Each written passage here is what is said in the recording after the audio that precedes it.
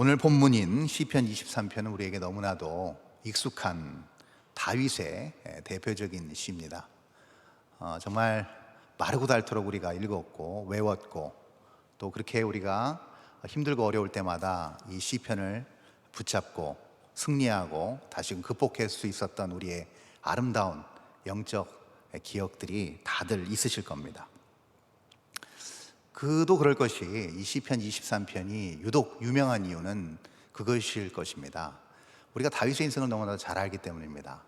굴곡지고 험난했던 그의 인생 가운데서 다시 죽을 것 같은 그런 일촉즉발의 그런 위기 앞에서도 또 하나님께서 온전히 그를 높여 세우셔서 하나님의 귀한 일들을 이루게 하시는 그 영광스러운 그 자리에 있던 그 순간에도 그런 굴곡진 인생의 구비구비마다, 그런 변곡점이 있을 때마다, 그때마다 언제나 위로와 소망과 다시 믿음으로 오뚜기같이 우뚝 서서 하나님의 거룩한 뜻을 이루고 그것을 그 삶 가운데서 온전히 하나님의 영광으로 승화시켜 나간 다윗의 인생이 여과 없이 이 시편 23편이 짧은 시간에 고스란히 배어 있기 때문입니다. 그리고 이 23편의 이 내용은 그 3000년 전의 다윗의 삶의 모습과 우리의 삶이, 그리고 우리의 그 삶의 환경이 크게 다르지 않기 때문에 이 시편 23편이 주는 영적 교훈이 우리 마음속 또 우리 삶의 모든 현실 가운데서 참 적용할 만한, 그리고 우리 마음 중심에 참 와닿는 그런 고백들이 있기 때문이 아닌가 싶습니다. 죄된 본성을 가진 인간이 하나님의 마음에 합한 사람이란 아주 최고의 극찬을 받았습니다. 그것이 오늘 23편을 쓴 다윗이 그 인생을 하나님께서 평가하신 내용이라고 할 수 있습니다. 하나님의 마음에 합한 사람. 그렇다면 성경에서 이런 극찬을 받은 다윗의 인생의 철학, 인생의 목적은 무엇이었을까?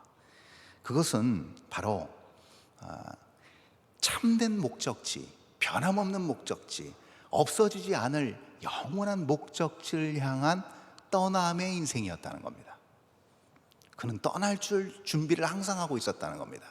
그 목적지, 영원한 목적지를 향하여서 떠나는 인생이었다는 겁니다. 떠난다고 해서 여러분 오해하시면 안 됩니다. 그럼 교회를 떠나야 되나, 옮겨야 되나, 이사를 해야 되나, 그런 이야기가 아닙니다. 떠남은 이런 의미를 담고 있습니다. 그것은 그가 그의 모든 삶 가운데서 영적으로 역동성을 유지했다는 겁니다.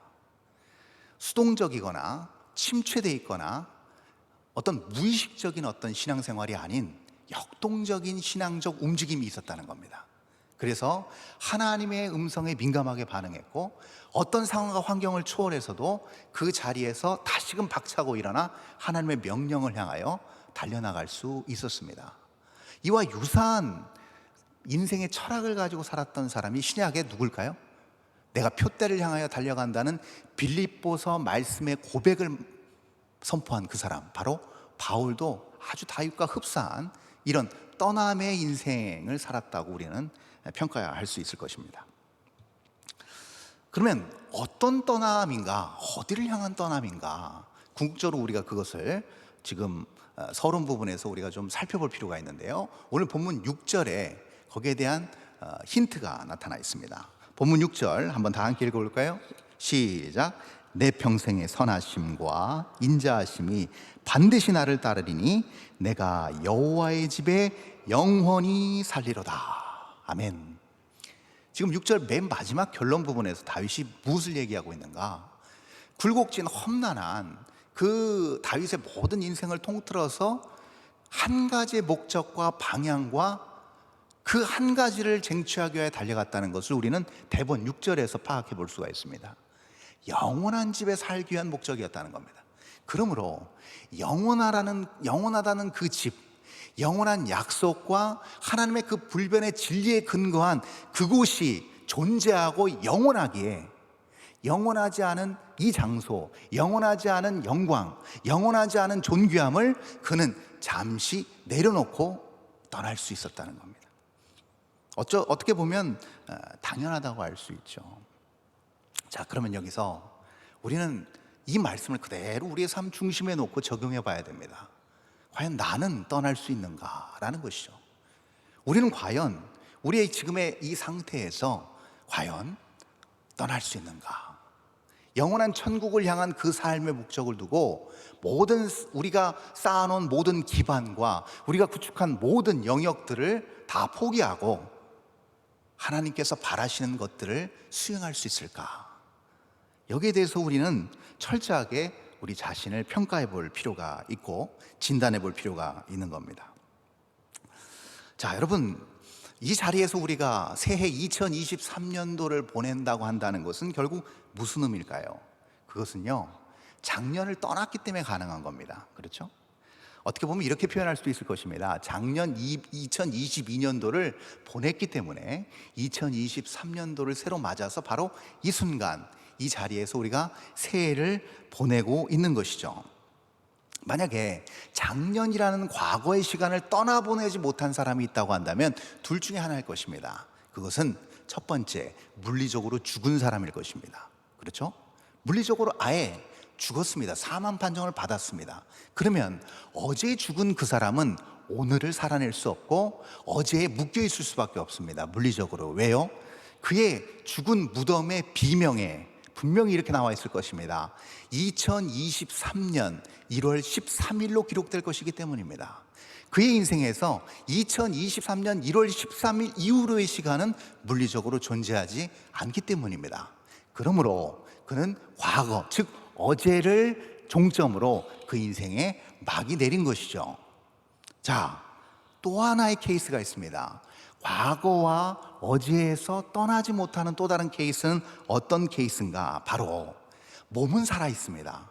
숨쉬고 일도 하고 예전처럼 능동적으로 모든 일들을 잘 감당하고 있습니다. 근데 문제는 무엇이냐? 과거에 여전히 집착해 있는 사람입니다. 과거에 얽매여 있는 사람입니다. 과거에 집착하고 얽매여 있다는 것은 무엇인가? 몸은 살아있지만 과거와 어제의 시간에서 벗어날 수 없음을 의미합니다. 목사님 어렵습니다. 과거에서 벗어날 수 없다는 게 무슨 말일까요? 대표적인 예가 있습니다. 우리는 그것을 보통 전통이라고 얘기합니다. 좋은 전통도 많습니다. 또 다른 표현이 있습니다. 습관이라고 할 수 있습니다. 좋은 습관도 많습니다. 그러나 제가 얘기하고 싶은 것은 과거에 함몰되어서 과거의 시간에서 빠져나오지 못한다는 것은 결국 무슨 얘기인가? 그것이 진취적이고 발전적이지 못하는 우리의 모든 신앙적 성장을 가로막는 저의 요인이다고 한다면 그것은 무엇일까요? 안 좋은 전통이겠죠. 안 좋은 습관이겠죠. 안 좋은 경험이겠죠. 안 좋은 나의 가치관이겠죠. 그것이 마치 옳은 것처럼 바른 것처럼 내 인생을 지탱해 주는 것처럼 착각하는 그러한 삶의 오늘의 모습은 결국 오늘을 살지만 과거에서 빠져나오지 못하는 겁니다. 그래서 여러분 가끔씩 보시면 이 심리적으로 이해가 안 되는 돌발 행동을 하는 경우도 있고요. 왜 저분은 저렇게 말을 할까? 왜 저분은 저런 행동을 할까라는 이해할 수 없는 그런 행동과 말을 우리가 종종 볼 때가 있습니다. 그 대표적으로 어떤 것인가? 그 모든 정서와 그 모든 성향은 무엇으로 만들어지는 거예요? 현재와 미래에서 만들어지는 것이 아닙니다. 과거에서 만들어진 결과물이 오늘의 현재인 것이죠. 그러므로 그것을 만약에 그것이 좋지 않음에도 불구하고 그것이 내 마음과 내 인생 한켠에서 그대로 자리 잡아서 쓴뿌리와 악한 영향으로 악영향을 미친다고 한다면 여러분 그것은 결코 우리를 현재와 미래로 빠져나오지 못하게 하는 올무와 같은 역할을 할 수 있는 겁니다. 어제, 즉 과거에서 그 굴레에서 벗어나지 못하는 사람들의 전형적인 특성이 있습니다. 왜 그러면 사람은 과거의 어떤 기억, 과거의 경험, 과거의 지식에서 빠져나오지 못할까? 그 이유는 그것은 다름 아닌 인간의 본능적인, 좀 어렵습니다, 정주적 삶의 특성 때문에 그렇습니다. 목사님 무슨 말이 이렇게 어렵습니까? 정주적 삶은 뭐냐면요, 쉽게 풀이하면 이겁니다. 자, 사람이 어느 낯선 곳에 갔습니다. 아무것도 없습니다. 황량합니다. 허허 벌판입니다. 그러면 사람은 보통 뭐 합니까? 거기서 집을 짓습니다. 그리고 뭘 합니까? 무엇을 심어야 되겠죠. 왜냐면 심어서 그것을 뽑아 먹어야 생명을 유지할 수 있으니까요. 즉 다시 말해서 의식주를 잘 변함없이 구축해 놓는 삶, 거기서 끝나지 않고 그것을 계속 뭐예요? 발전시키고 계속 그 영역을 확장시켜서 내 영역을 더욱더 견고히 하는 것이 바로 뭐냐? 정주적 삶의 철학, 정주적 삶의 모습이라는 겁니다. 이게 대부분의 사람들의 모습입니다. 그래서 과거에 내가 쌓아놓은 것을 허무려 하지 않습니다. 과거에 내가 해왔던 것들을 여러분 내려놓으려 하지 않습니다. 이것이 본능입니다. 그리고 뭘 해요? 거기에 그대로 그거를 덧이어서 높은 성을 쌓습니다. 나의 영향력과 나의 힘과 나의 그동안 쌓아왔던 모든 것을 지키기 위한 울타리를 치기 시작합니다. 이게 사람의 정주적 성향입니다. 그런데 문제가 하나 있습니다. 여기서 발생하는 문제가 뭐냐? 우리를 포함한 모든 현대인들의 전형적인 특성입니다. 여러분 다람쥐 쳇바퀴 보셨죠? 다람쥐가 어떻게 뛰어요? 계속 앞으로 빨리빨리 뛰죠. 그러면 그 다람쥐의 그 쳇바퀴 축에 뭘 끼워요? 이만한 장대를 끼워가지고 거기에 뭘 연결시켜요? 어떤 돌아갈 수 있는 모터를 연결시키면 거기서 에너지가 발생하죠. 그것이 뭐 맷돌이 될 수도 있고 물을 끌어올리는 물레방아가 될 수도 있습니다. 열심히 앞으로 뛰는 만큼 쳇바퀴는 빨리 돌면서 에너지를 발생시킵니다. 그러면서 많은 결과물을 만들어내게 되죠. 동물들도 보면 이렇게 멍에를 메고 계속 그 자리를 반복해서 돌지 않습니까? 그러면서 맷돌을 갈기도 하고 풍차를 돌리기도 합니다. 에너지를 만들어내는 거죠. 그러면서 빨리 뛰면 빨리 뛸수록 뭐가 나타나요? 더 많은 에너지가 발생하면서 더 많은 결과물이 나오게 되어 있습니다. 열심히 뛰는 것이죠. 자, 그런데 여러분 보십시오. 다람쥐가 됐든 나귀가 됐든 어떤 가축이 됐든 멍에를 짊어지고 일정 방향으로 한 바퀴 내내 돕니다. 근데 여러분 그렇게 한 바퀴 내내 열심히 뛰고 돌았을 때 그 동물들의 마지막 목적지는 어디입니까? 바로 그 자리입니다. 변함없는 그 자리입니다. 열심히 뛰었지만, 열심히 달렸지만, 누구보다도 앞서서 뛰었지만 언제나 변함없이 그 자리인 겁니다. 물론 열심히 뛴 만큼 곡식이 많이 갈아지든지 열심히 뛴 만큼 풍차가 날개가 많이 돌아가서 많은 것들을 물리적으로 얻을 수는 있습니다. 그게 노력의 산물이고 노력의 대가이기 때문에 그걸로 만족해서 열심히 무슨 결과물을 내었을 수도 있습니다. 근데 문제가 있습니다. 그 결과물이 나의 힘과 나의 노력과 한 방향을 향하여 끊임없이 뛴 만큼 언제나 그 결과물이 나타나느냐? 우리는 알고 있습니다. 그렇지 않다라는 것을요. 사람이 80, 90 많이 살아야 한 세기 100년을 산다고 했을 때 그렇게 열심히 뛰어서 결과물을 내는 시기가 얼마나 된다고 보십니까? 100년을 잡고 봤을 때요, 여러분 30%가 채 되겠습니까? 여러분 쉽지 않습니다. 그 짧은 기간에 결과물을 낸다 한들 그것은 영원할 수도 없고, 그리고 내가 원하는 만큼의 결과물을 계속 낼 수 없을 때 사람들은 어떤 감정을 느끼는가? 불안해하고 실망하고 무엇보다도 언제나 부족함을 느낀다는 겁니다. 참 신기하죠. 내노라는 뭔가를 다 갖추고 많은 것들을 소유하고 누구나 다 부러워하는 그 높은 자리에 올라간 사람들을 개인적으로 만나서 물어봤을 때 여러분 대답은 한결같습니다. 이렇게 물었을 때죠. 현 자리, 현 상황, 인생에 대해서 만족하십니다 라고 했을 때 여러분 100명이면, 아니 100명까지도 필요 없습니다. 10명이면 몇 명이 만족하다고 얘기할까요? 대답은 우리 알고 있습니다. 여러분 많은 사람들이 그렇게 살아가지만 언제나 허망하고 부족함을 계속 느낀다는 겁니다. 그렇다면 우리가 여기서 질문해 봐야 됩니다. 이렇게 쳇바퀴처럼 한 방향을 향하여 열심히 뛰지만 언제나 그 자리, 그리고 결과물이 시원찮을 때 혹시 그것이 나의 삶을 피폐하게 만들지는 않을까 하는 불안감, 그리고 거기에서 오는 부족, 결핍을 느낀다고 한다면 결국 이 쳇바퀴에서 자유한 삶은 없는 것인가? 이 쳇바퀴에서 자유하면서 진정한 행복과 만족을 그러면 쳇바퀴 바깥에서 찾아야 되는가? 라는 결론에 우리는 도달하게 됩니다. 그것을 너무나도 여실히 잘 설명해 주고 그것을 삶의 경험을 통해서 우리에게 교훈해 주는 시편이 오늘 본문입니다. 우리 한번 1절 한번 볼까요? 본문 첫 절 1절입니다. 다 함께 읽습니다. 시작. 여호와는 나의 목자시니 내게 부족함이 없으리로다. 아멘. 쳇바퀴에서 자유한 삶은 무엇일까? 새로운 일, 새로운 역사를 이루기 위해서 그동안에 내가 쌓아왔던 그 모든 것과는 다른 차원, 다른 형태, 다른 패턴의 자유한 삶의 첫 번째 원리는 그럼 무엇일까? 놀랍게도 지금 시인 다윗은 첫 절에서 뭐라고 얘기합니까? 여호와는 나의 목자십니다. 그러므로 내게 부족함이 없다라고 표현합니다. 자, 부족과 결핍이 인생 내내 따라다니는 우리의 연약함 속에서, 우리의 제한된 삶 속에서 만족함을 얘기하고 있습니다. 충만함을 얘기하고 있습니다. 부족함이 없다라고 얘기합니다. 아무것도 가진 것도 없어 보입니다. 대단한 위치에 있는 것도 아닌 것 같습니다. 그럼에도 불구하고 마이크 대고 인터뷰합니다. 만족하십니까? 삶에 기쁨이 있으십니까? 감사가 넘칩니까? 라고 했을 때 주저없이 얘기합니다. 감사합니다.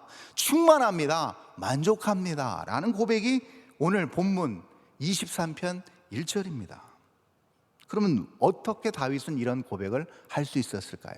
첫 번째, 하나님께서 이런 어떤 쳇바퀴를 벗어난 자유한 삶의 방식에서 첫 번째 중요한 요건을 허락하십니다. 그 중요한 요건이 무엇인가 하면 바로 정주적 삶이 아닌 유목적 삶이라는 겁니다. 여러분, 유목민을 아시죠? 유목민의 삶의 형태가 어떻습니까? 그들은 농사를 짓지 않습니다. 집을 짓지 않습니다. 풀을 찾아 조금이라도 양질의 꼴을 먹이기 위해서 장소를 이리저리 옮겨 다닙니다. 그들의 삶이 유목민의 삶입니다. 근데 오늘 본문 첫 절, 여호와가 나의 목자시라고 얘기했을 때 바로 그것은 무엇을 얘기하는가? 유목적 삶을 얘기합니다. 그렇죠? 다윗은 이렇게 생각했습니다. 아, 내가 지금 무엇인가를 내 삶에서 이뤄놓은 것도 없고 구축해 놓은 것도 없다. 그러나 나는 하나의 원리가 있다. 하나의 원칙이 있다. 그것은 무엇인가? 유목적 삶을 온전히 충족시키기 위한 두 가지 요건 중에 하나입니다. 그 첫 번째가 오늘 1절에 나타난 첫 번째 주어가 누구십니까? 1절의 첫 번째 주어, 누가 주인이에요? 여호와입니다. 이걸 인정하는 겁니다. 유목적 삶, 무엇인가를 하나님을 위해서 다 놓고 떠날 때 가장 중요한, 내 삶의 중요한 가치는 무엇인가? 그것은 내 삶의 주어가 여호와 하나님이라는 것을 믿고 고백하고 인식하는 것에서 출발합니다. 나의 삶의 주인이 여호와 하나님이다라는 겁니다. 두 번째 원칙이 있습니다. 두 번째 요건이 충족되어져야 되는데 그 두 번째 요건이 무엇인가? 그분은 나의 목자라는 겁니다. 목자. 여러분, 목자는요 그냥 있는 거 아닙니다.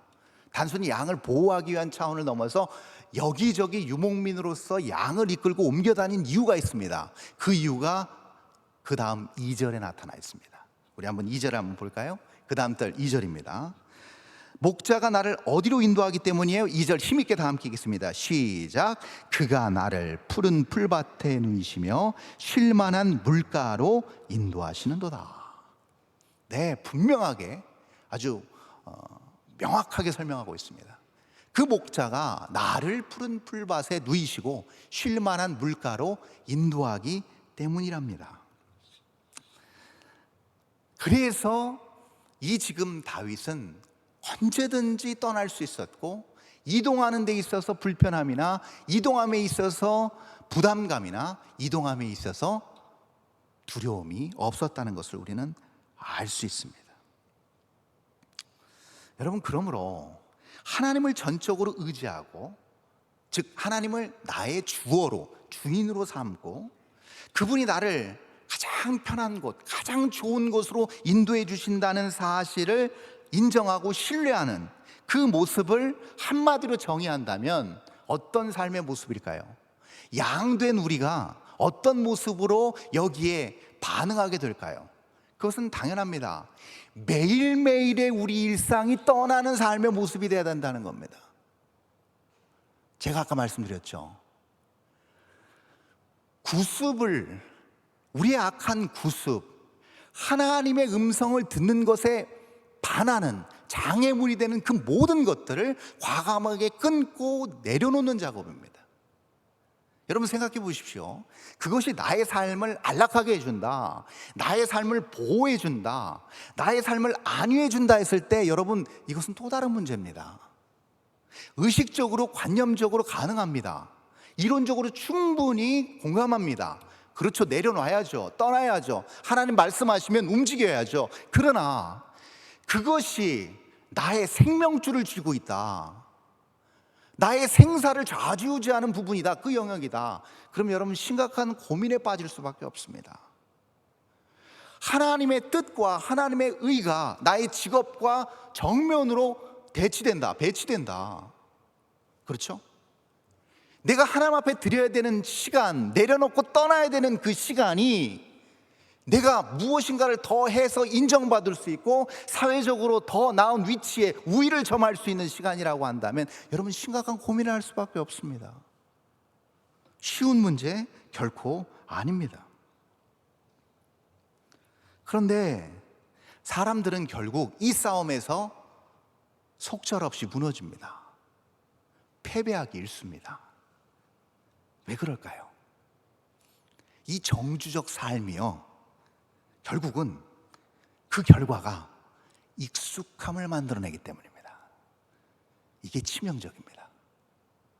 익숙함과 능숙함을 만들어냅니다. 여러분, 많은 사람들은요, 많은 시간을 노력하고 투자해서 능숙함과 익숙함을 빨리 구현해내려고 합니다. 그것이 몸에 있게 하기 위해서 여러분 많은 것을 투자하고 많은 노력을 합니다. 기울입니다.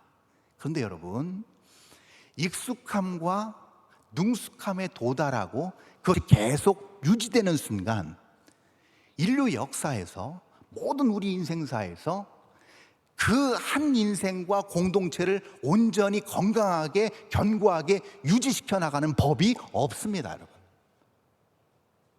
익숙함과 능숙함으로 계속 장시간 유지했을 때 발전하느냐, 확장하느냐? 아니요, 쇠퇴하거나 오히려 무너지고 붕괴됩니다.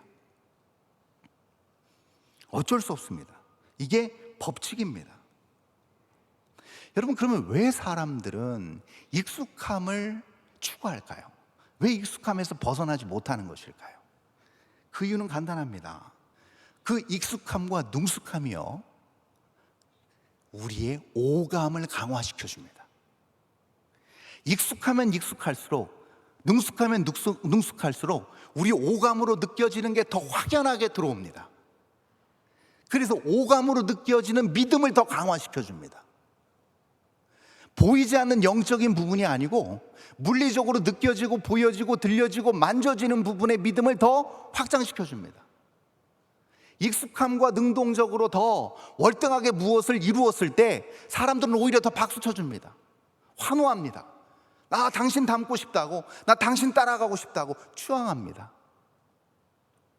여기에 심각한 오류가 있습니다. 그러므로 그 익숙함과 능동함의 정점에 있는 그 사람이 그것을 다 내려놓고 떠나기란 매우 어렵습니다.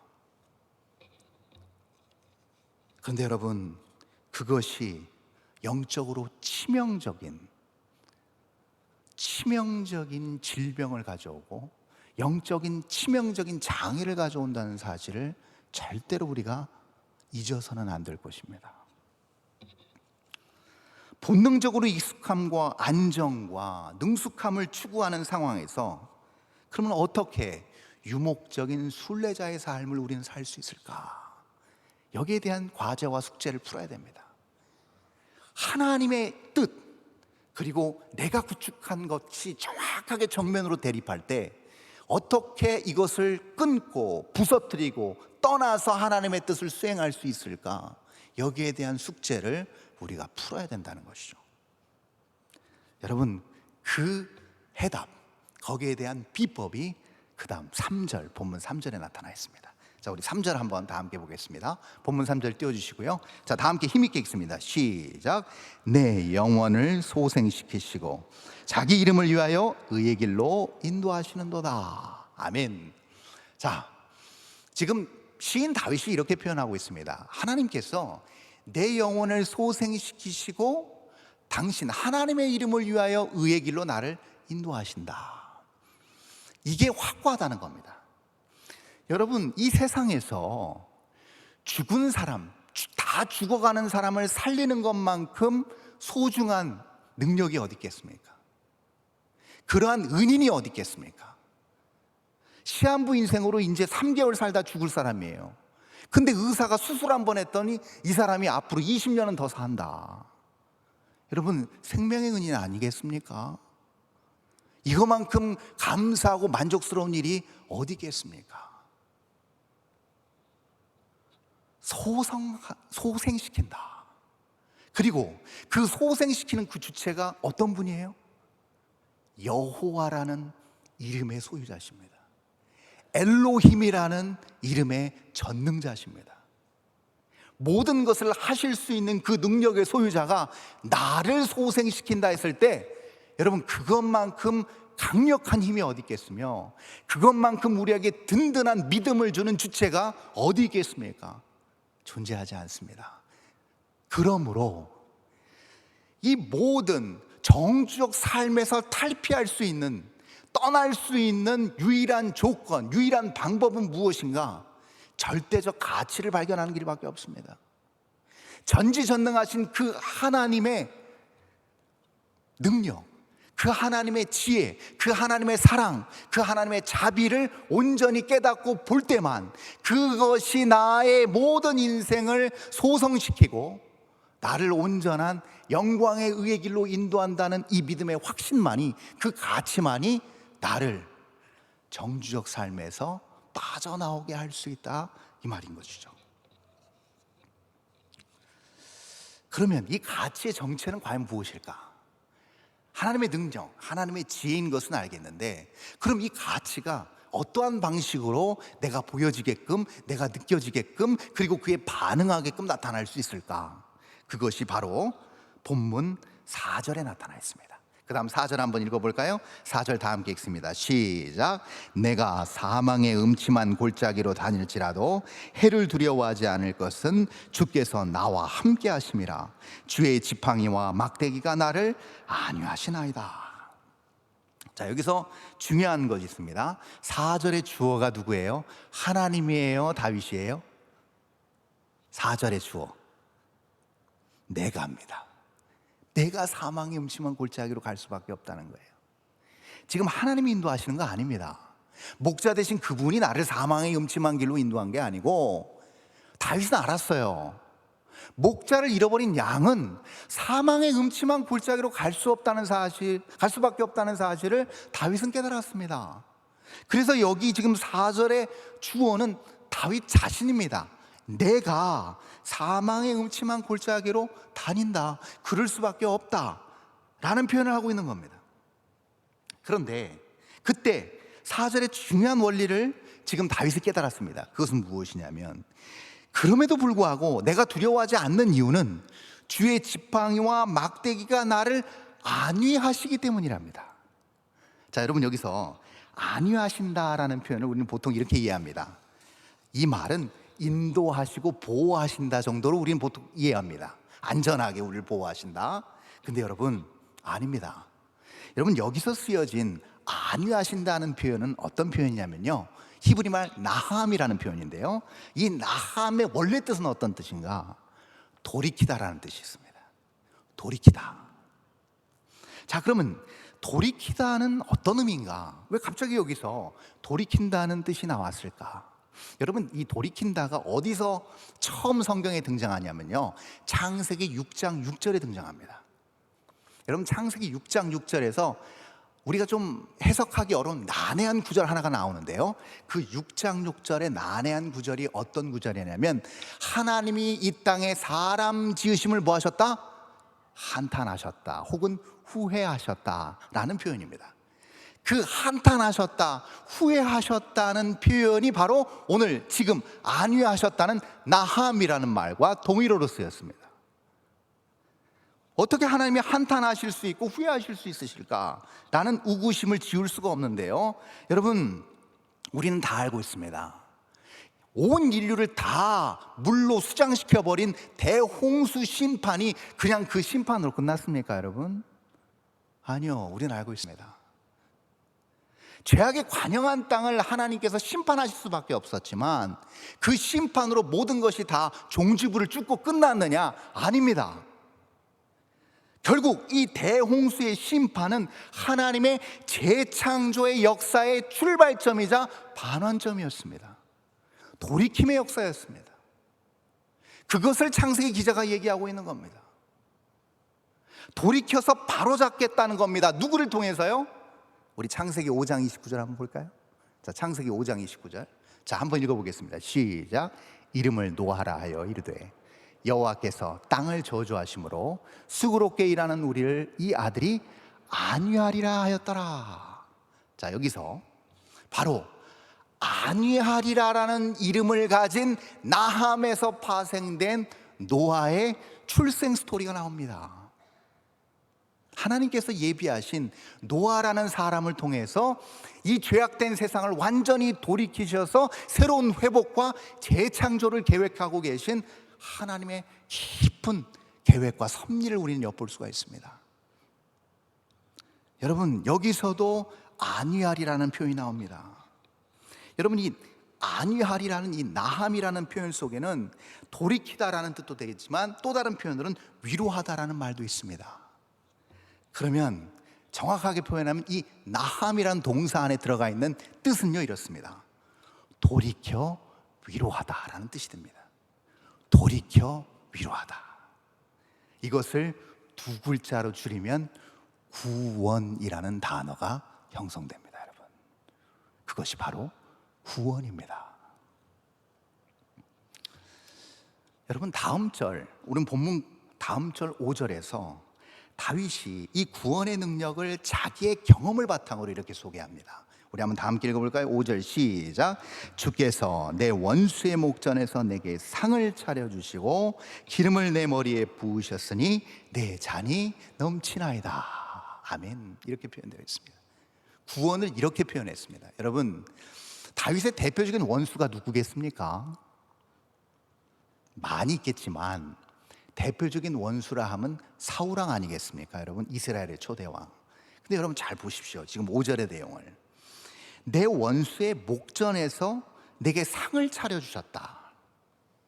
여러분, 원수인 사울왕이 보는 목전에서 상을 차려주셨는데 그 상에 차려진 음식을 먹었을 때 목으로 넘어가겠습니까, 여러분?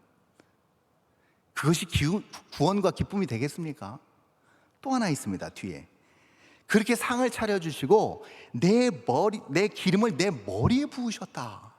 여러분, 지금 사울왕이 지금 눈 시퍼렇게 뜨고 보고 있는데 다윗이 기름 부음을 받았다. 이거 뭘까요? 공식적인 반란입니다. 공적인 반란입니다. 도발이고 도전입니다. 여기서 구원 찾아보기 힘듭니다. 근데 여러분, 중요한 키워드가 숨겨져 있습니다. 그 키워드가 바로 무엇인가? 내 잔이 넘치나이다입니다. 내 잔이 넘치나이다. 밥알 하나도 삼키기 어려운 그런 전혀 평안과 안식과 안위함이 없는 그 상태, 그 현장에서 내 잔이 넘친다는 고백은 어떻게 다윗이 할 수 있었을까요? 이것을 요한사도는 그의 복음서 첫 장 1장 14절에서 이렇게 표현합니다. 말씀이 육신이 되어 우리 가운데 거하심에 우리가 아버지의 영광을 보니 은혜와 진리가 뭐했다? 충만했다. 아버지의 독생자의 영광인데 그 영광 가운데 뭐가 충만했다고요? 은혜와 진리가 충만 넘치도록 부어졌다는 겁니다. 그럼 이 얘기 무슨 얘기입니까? 십자가의 그 저주스러운 그 십자가, 평안과 안위와 영광은 전혀 찾아볼 수 없는 혐오스럽고 저주스러운 그 십자가 맨 꼭대기에서 어떻게 하나님의 영광이 드러납니까? 그것을 요한은 무엇으로 풀이했는가? 정확하게 계시된, 정확하게 약속된 그 하나님의 말씀이 한치의 오차도 없이 정확하게 말씀이 육신이 됨으로 구현되어졌다는 겁니다. 실현되어진 이 현장에 있는 것 자체가 내 잔이 넘친다는 고백을 할 정도로 충만한 기쁨과 감사가 넘친다는 겁니다. 여러분, 우리가 왜 예배합니까? 우리가 왜 기도합니까? 우리가 왜 신앙생활하는 이유가 무엇입니까? 바로 이 이유 때문입니다.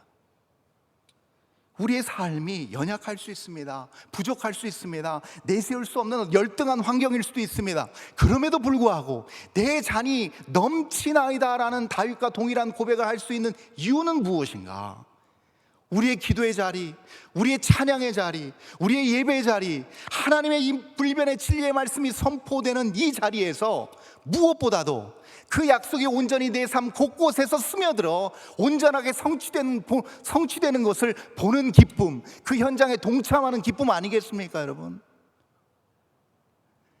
이것이 그 어떤 기쁨, 그 어떤 만족과도 비교할 수 없는 내 잔이 넘친다는, 정말 인간의 형언할 수 있는 그 언어로 너무나도 부족하지만 표현할 수 있는 최고의 표현 아니겠는가, 이 말인 것이죠.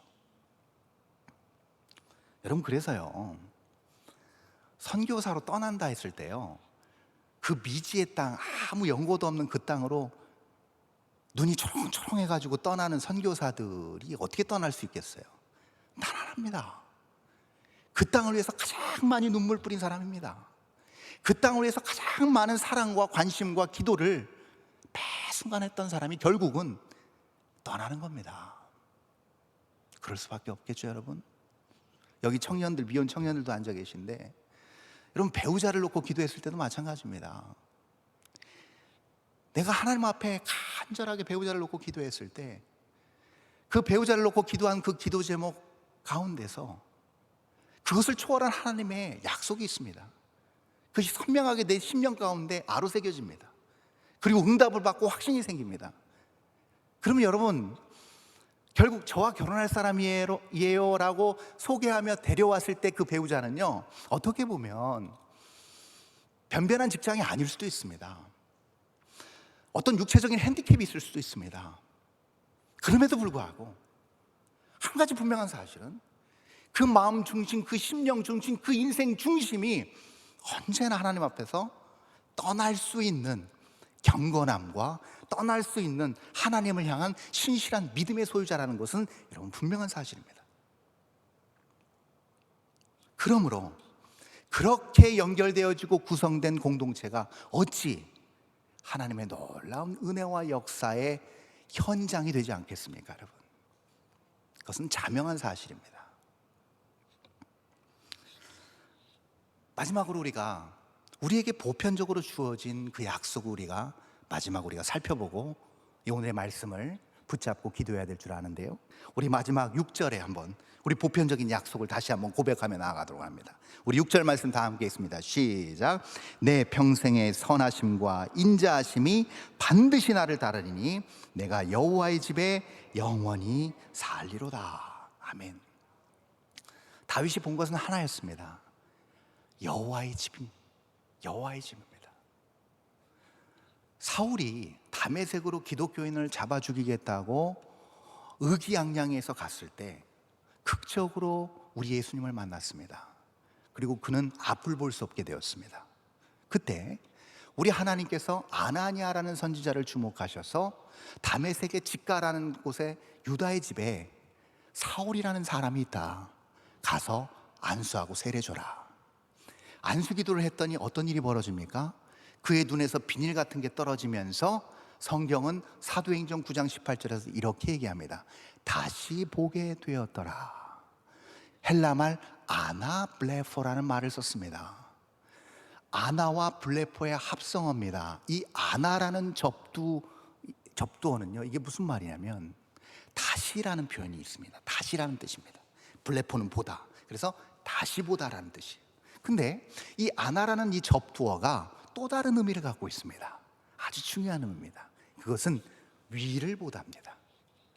자, 그러면 다시 보게 될 때 바울은 무엇을 본 것일까요? 위를 본 겁니다. 하늘을 향한 영원한 하나님의 집을 보게 된 겁니다. 그랬을 때 그는 거침없이 그 모든 것을 버릴 수 있었고 당당하게 떠날 수 있었습니다. 머물미 없이 떠나는 것은 그러므로 위를 보는 믿음의 눈이 없이는, 그 눈이 열리지 않고서는 절대로 불가능한 것입니다. 믿음의 눈이 열려서 아나블레포, 다시 위를 봐야만 가능한 일입니다. 오늘에 보여지는 삶에 집착하거나 미련을 두어서는 절대 볼 수 없는 것입니다. 그러므로 여러분, 오직 우리가 가야 할 그 집, 하나님의 영원한 나라의 목적을 두고 하루하루 그 변함없는, 없어지지 않을 하나님의 그 약속을 향해 우리의 삶을 전폭적으로 소진해 나가십시다.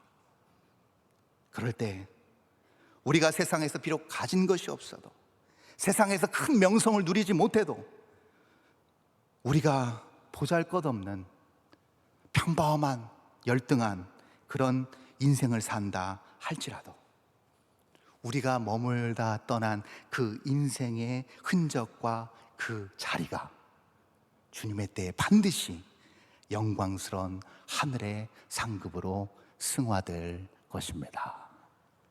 기도하겠습니다.